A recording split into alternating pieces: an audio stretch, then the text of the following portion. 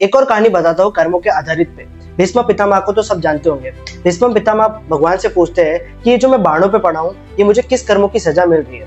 जैसे कि मैं देख पा रहा हूँ पिछले 100 जन्म में मैंने कोई पाप नहीं किए, फिर भी ये क्यों? तो भगवान कहते हैं कि थोड़ा और आगे जाके देखो कि एक समय आप एक नरक राजा थे और आपने एक सांप को एक लकड़ी से कांटों के पेड़ में फेंक दिया था और वो सांप तड़प तड़प के मरा था। तो भगवान कहते हैं कि उस जन्म के कर्म आप अभी भोग रहे हो। तो अगर इस धरती पे कोई इंसान देखता है कि इसके साथ इतना बुरा कैसे हो सकता है, तो वो भी उसके कर्मों के आधारित पे है। चाहे इससे पहले वाला जन्म हो या 100 साल पुराना जन्म, कर्म तो भोगने पड़ेंगे, चाहे आप कुछ भी कर लो।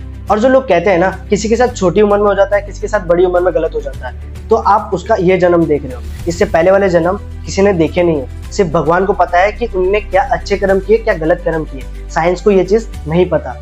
हाँ, ये चीज बोल सकते हैं कि ये टेक्नोलॉजी ह्यूमन ने क्रिएट की है, ये कपड़े ह्यूमन ने क्रिएट किए, क्या सोलर सिस्टम ह्यूमन ने क्रिएट किया है इसका आंसर? इसका आंसर किसी के पास नहीं होगा, क्योंकि कोई तो क्रिएटर है इस धरती पे जिसने ये सब चीजें क्रिएट की हो।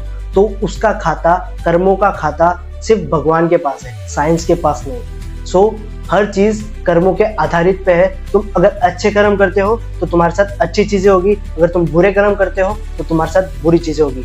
क्योंकि कर्मों ने भगवान को नहीं छोड़ा, तो हम तो एक इंसान है जिसने आज तक बहुत सारे गंदे कर्म किए ही हैं।